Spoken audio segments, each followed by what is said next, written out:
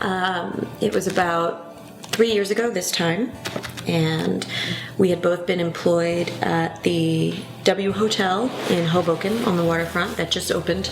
There was this really big window in Bliss, ceiling to floor, so that anybody walking by that side of the W Hotel could look in and see us working. And at Bliss. And the employee entrance, most of the time Josh always had to walk past the Bliss window to get into the employee entrance of the hotel. So I want to say 4 months or so into us working there, he would start walking by the window, and I would be working in Bliss, and we would just kind of notice each other through the window. And I remember thinking, he's hot. And that was it. We didn't really think much of it. And then one night, I decided to go and have dinner at the bar at Zyla, where he was working. He just so happened to be bartending that night. And he served us, and he was just so knowledgeable and articulate and charming and knew so much about food and wine, and he was so handsome behind that bar. And only behind that bar. Only behind the bar. It was the lighting, totally. I was only handsome, yeah, definitely. And we were kind of, I thought we were flirtatious that night, but I wasn't sure if you were flirting with me or just doing what you did with everyone. Well, probably a little bit of both. Right. So, but I remember specifically leaning over to my friend Janet, who was there with me at the time, and saying, "Oh my God, he is gorgeous." So I remember him saying to us before we left, I usually work Wednesday nights at the bar. So I made a mental note, and then a couple weeks later,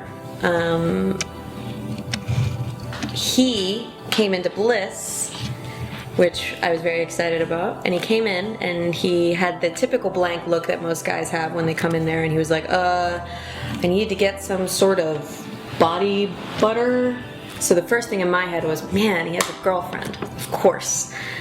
But I was, of course, gonna help him, and I tried to hide my disappointment. And then he made a point to say, "It's for my sister." Mm-hmm. Nicole very impatiently orders wings and spinach within I was starving. 2 minutes of sitting down at this at the bar. So I had kind of thought that I might have a little bit of time. I could probably have a drink, and then I could, we could maybe then ease into the experience. But she was hungry. She had food on her mind. So, shame on me for not anticipating that. But so I decided. So once Nicole ordered the wings, I realized that I had to get this done because I couldn't have wing sauce being the lubricant to put a ring on her finger. So, as fitting as that would have been. Correct. So I told her that I needed to show her something around the corner in this little alcove in the restaurant. Some pictures. They have a lot of They have pictures everywhere. And Nicole's kind of looking around quizzically and looks to her right, and she sees 2 candles, the bottle of champagne, and I think it all kind of hits her at once. Yep. And I was like, oh my God. She starts crying. Instantly. Shocker. So I got on my knee, smiled and kind of laughed off her incessant bawling. It was ridiculous. She sat down on the stool, and in so many words, I expressed what I said to you earlier, that every day you make me want to be a better man for you, for myself. And I want to create a life for the both of us together. And I asked her if she'd marry me, and she said yes, or yes.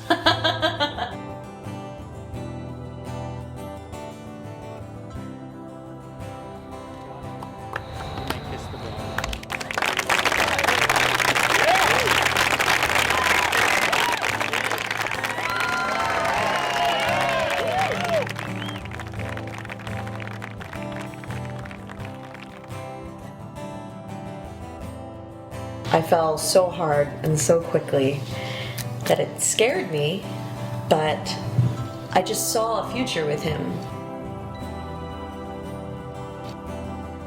I think it was remarkable to me how instantaneous that was, where I found myself questioning my behaviors and questioning my actions and questioning what I said, just because I was concerned about what Nicole might think of me, or how this might affect our relationship as it quickly blossomed.